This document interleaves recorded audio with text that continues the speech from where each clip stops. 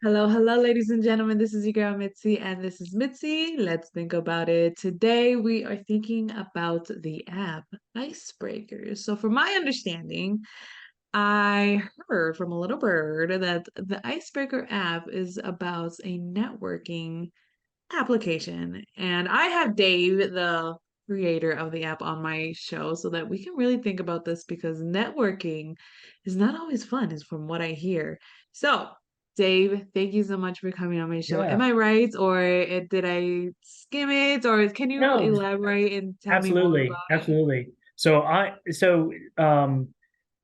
I've been in sales for ever. And before that, I had like a desire. My grandfather was a pastor. My grandfather's Puerto Rican, actually. He was a pastor, and he was my hero. So I wanted to be like him. So he was very gregarious and outgoing, and just a great guy. And meeting new people, and we were always moving to a different school. Went to multiple different schools in elementary school through high school. So meeting people was something that like I kind of got used to. And then I Yeah. ended up in sales, and I ended up like everything about my life was about like connecting with people in some fashion. And I have uh, you know, I would say if the average person is like meh on networking, like I'll do it if I have to. I'm like Yeah. a little bit above average in terms of like appreciation for it and kind of dig it a little bit. But Okay. uh, I've always had to network in my chosen career of sales. Okay. And even though I am someone who doesn't mind getting out and meeting new people, would probably be a little bit above average on that. I still found myself with the same problem that everybody else has with networking, which is where do I start? You know, it's not even where do I start in terms of starting a conversation. It's like, okay, now I'm having a conversation with someone who is not my tribe. They can't help me at all, and I can't help them. And now what? We're the only two people talking. How do I get out of this conversation and make sure I get the value out of this event that I'm at? And so Yeah. that's where Icebreaker came about. It's I'm just exuding energy here. That's why the lighting keeps changing here. Uh, Yeah, it's okay. No, believe me, that the lighting is no Not a problem. deal. Not a big deal. Yeah. So yeah, so that's where it came from. It was like I needed to find a way to maximize my time at these events. And the best way to do that is to understand who's in the room and know who your ideal connection are in the room. Like if you had somebody that knew everybody in the room and that walked you around to connect you with the person that would be best for you, that would be a valuable event, Ideal. right? Yeah. That would be an ideal networking event. So we are approximately we're approaching that. It's very close to that with Icebreaker. That's basically what it is. It's Okay. who's in the room, and then it notifies you based upon the keywords of the type of person that you're looking for, who that person is.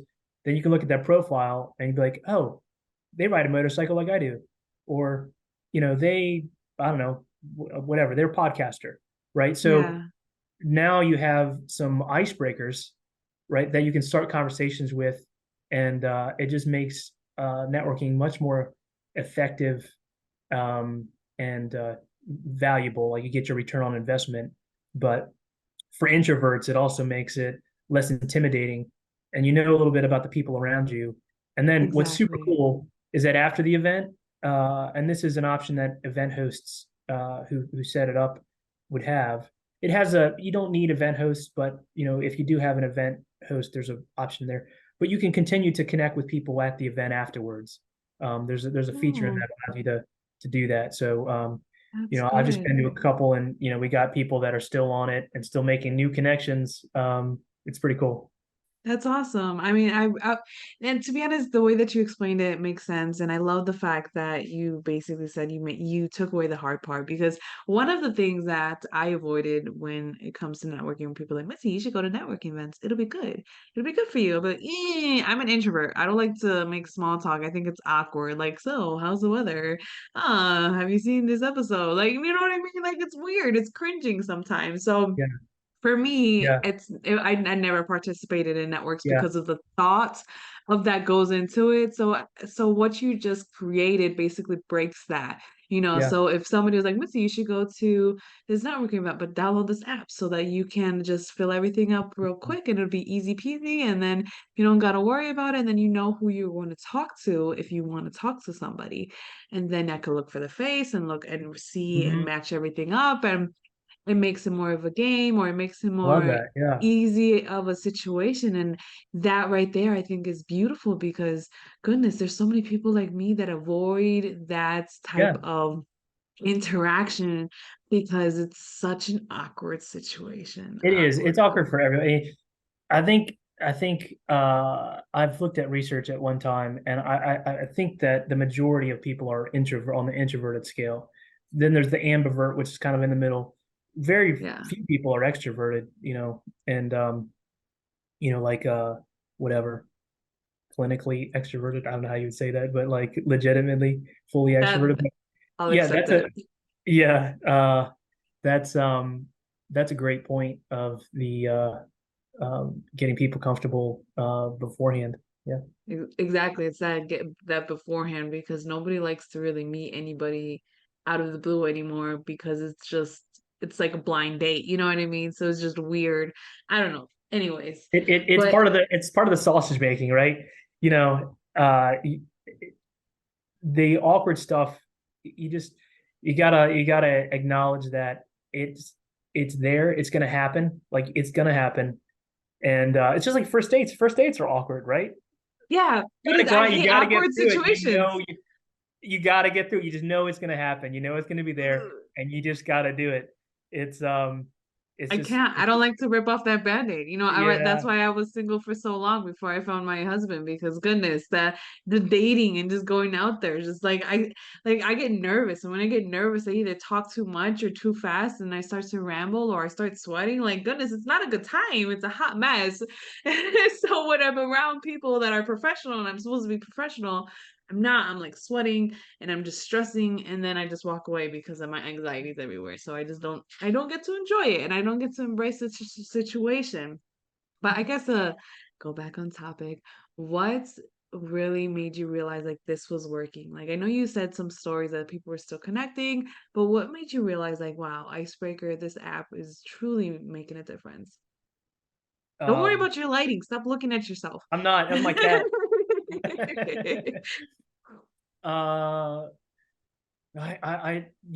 it's super cool that I have so many more stories than the one that I originally shared uh to that question. One of the first so um you got to test it, and you got to get it out there. You just got to fail forward with everything, software included, but especially something that's as unique as the tech that we're using. But so we're at this event, and this guy, you know, asks me. I can't remember what he asked me because we had. I think it was a long story short. I basically showed him how to use the filter. Right, you can see everybody in the room. Great, it's all on the discovery screen, and you're not going to like. You can read their headline of like what they say about themselves, in a little headline, but so much more valuable if you use the search bar or the filter button, which basically saves your search. But I asked him, "What are you looking for?" And he said, "A marketing person."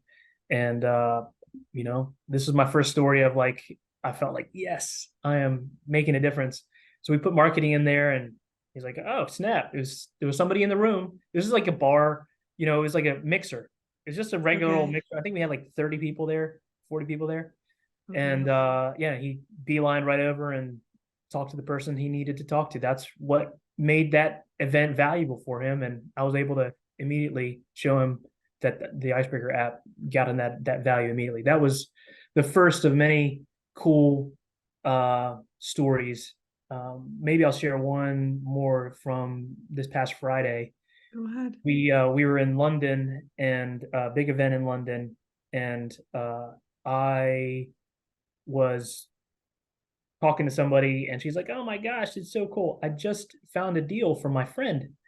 So one of the speakers at this event is a friend of mine, and this lady happened to be a friend of her as well. But she said that at the event, she looked in the app and she like saw that somebody was there that was a friend of hers. And long story short, that person needed an accountant, and there was another person in the room, the speaker, who was an accountant person, and she put them together. So money made, revenue generated as a result of being able to know who's in the room, and then either make the connection yourself or make it for somebody else. It was cool. Yeah, most definitely. That sounds really rewarding to be able to connect people, because this world, at the end of the day, it comes down to working together. You know what I mean? At some way, shape, or form, we are all affecting each other's lives in the smallest increments, even when we don't even think it's helping somebody.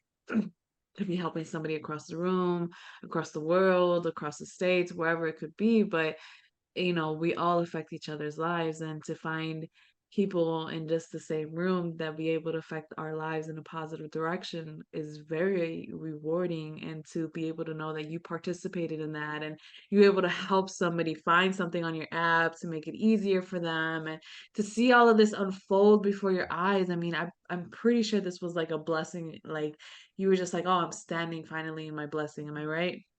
Oh, it feels very meaningful. It feels very purposeful. It's a wonderful thing.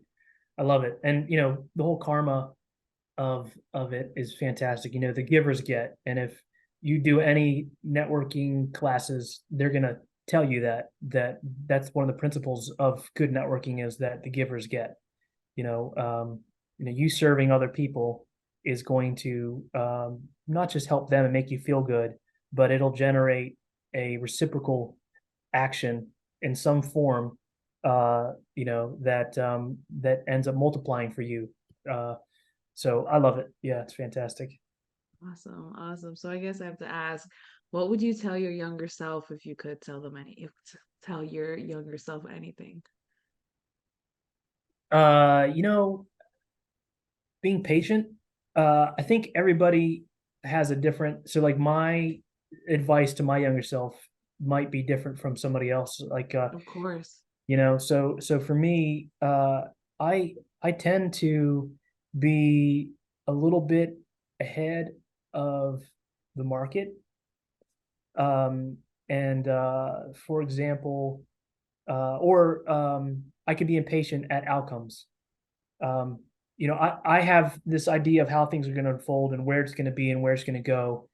And if if it's not happening, that doesn't mean it's not working, or doesn't mean that it's not going to happen, right? It's just sometimes you just have to be a little bit more patient and stick to it. So, uh, my I'm an Enneagram 3, I'm a Sagittarius, I'm like a lot of different things, and what they say is like you got to finish stuff. you know there's a disc profile. I'm like a really high I. I'm a D. My highest are D and I and so on. But all these profiles are all about like finish the course, and you don't finish the course because you're not patient. And so I think this time, it's been a mantra for me over the last few years is be patient, be patient, be patient. And I'm finally starting to see the snowball effect and the momentum. But I had That's some other things that if I'd been patient, I would have, made more money on. So hey, you gotta yeah. lose some to get the lessons, right? The L's. Exactly. Sometimes you have to go through those hardships to really learn that lesson. It's about learning that lesson though, because when you don't learn that lesson, you're gonna just keep repeating and Do it repeating and again. repeating it until you realize like I should have had a V8. That's awesome. I think what stood out to me in the beginning was when you said that you were constantly networking, because one of my questions was going to be, how many networking events did you go to before you realized like I need to get this set up already because it's driving me crazy talking to all these random people. But you basically kind of said it in the beginning, like you were constantly networking, moving around and just exposing yourself to different people. Like I'm I always moved around too. I'm Puerto Rican as well. So Mm. I don't know if it's just a Puerto Rican thing where we're like nomads and we're constantly moving and we It's go through it's so many gotta be in the different DNA. schools, you know what I mean? So we finally realize like I am done, so I'm not sure if that's just a relatable thing because of culture, but you know, I think it's funny because I dread sales even though I constantly always had a network. And I'm a good people's person. Like I could talk to people, like I'm talking to Sure, you look at and your I've had, podcaster. you Yeah. know what I mean? But it just comes down to like those interactions of just selling and just and this networking is just I feel like I'm forcing myself onto people and it's just weird, I mean, what is your opinions on like what was that moment in the beginning before you started, realizing like this has always been what I've been doing? Before you had that realization, I mean, was it ever difficult? Oh, yeah. Again, it's just like you just it's more it's more a label on it. It's like it's not bad, it's just how it is. And um, It's not bad, it's the just how is it? awkwardness, yeah. At one point in sales, I had to realize that the person that's on the other line or that's across from me, I'm doing them a service, right? And in networking, you're serving each other. It's not like you're the one that's the maitre d and they're the one that's the customer or whatever. In networking, it's like you're both serving each other, so it's a little bit more of a peer to peer. But in a sales conversation, uh, that person is looking for you to lead, and it took me. I Mhm. know it's not everybody wants to be the leader, and but if you're in sales, you are the leader, or there's I feel nothing, like or I you're feel not like gonna. it's so pushy. I feel like sales is such a pushy industry to be in because I've heard that. I've heard that line. Believe me, I've heard that line. Like you have to be a leader. You have to be able to push yourself forward and not take no for an answer. But not taking no for an answer is frustrating because it's Oh, like that's you're always facing no's. So it's like for me, yeah. it's like it Well, breaks my spirit. I can't do I hear it. you. So many That's no's. No. I no, it is not for everybody for sure, and for those who it is something that they want to do. I mean, obviously, it can be very lucrative, but Yeah, it's how you look at it, and that's then true. not every salesperson is marching by the same beat, working from the same ground rules, and the ground rules of a good salesperson are that you're there to serve. So you're leading, yes, but you're leading in a way that serves them. And there's some people that, and there's movies about, like you said, don't take no for an answer, or, what is it? Um, uh, Always It's be your closing. character. That Yeah. movie, I can't remember what the name of that depressing movie is. A lot of sales movies are kind of depressing, to be honest with you. But and Yep. they just have it wrong. Like if you have had an experience with a good salesperson, they've asked you questions to draw out your needs and your wants, your goals, the like what would happen if you don't get this? Like you already know that outcome because that's the one you're living in, Oh, right? wow. That was deep. Goodness. Mic drop. Goodness gracious. If anybody who's in sales, they need a quotation to use, I guess use Dave's, right? Because that was Yeah. amazing. And that's the benefit, the value of being a servant in leading in sales is that you're able to serve them to get to their outcome that they want. And if you have the ethics to kind of walk them through it, you can feel great about yourself. And those uh, are are just the stepping stones to the yes. Like, Oh, well, you look know, at you. Oh, way to flip it around. I like that very much. Good job, Dave. Woo, woo. Awesome. I like that very much. Just because when people are able to flip a perspective into something positive, I feel like that's a skill. You know what I mean? Let's be honest. It has to sure. be a working skill to be able to develop to be at that point. I don't think nobody's necessarily born with that. You know what I mean? Because let's be honest, you have to go through a lot of no's to realize, you know what, it's not this no, but maybe it's the next person, and then it might be a yes, and then you have to keep Absolutely. going and keep going. So that's a beautiful way to put it because a lot of people need to think about it like that, including myself. Yeah. I mean, what So, a mentor is basically someone who's seen the road ahead of you and then mhm, tells you, hey, look, I know what this is what it looks like, but I'm telling you from the future, or I'm telling you from this side, you need to look at it differently, right? And then you believe them, and then you get the outcomes that they've experienced or they know down the road. So some of this is just a little bit of a reframing, like a perspective change. Uh, mhm. you know, Yep, most definitely. Great, great. This has been such a great conversation. And I guess to start wrapping up the show, what could be some great lasting advice that you can leave us off with? Even though you already gave us some great tips and some great words to really think about, what can be some lasting words of yeah, wisdom? I really like this one because we talked about networking a lot. We've already talked about the givers get, which is huge in both personal and in business. But the other one is to be curious. And to be honest with you, that's what makes you a good podcaster is that you're curious. Hmm. And if listeners can take that, mindset to networking events or that first date or whatever, it really does help, right? Just being curious.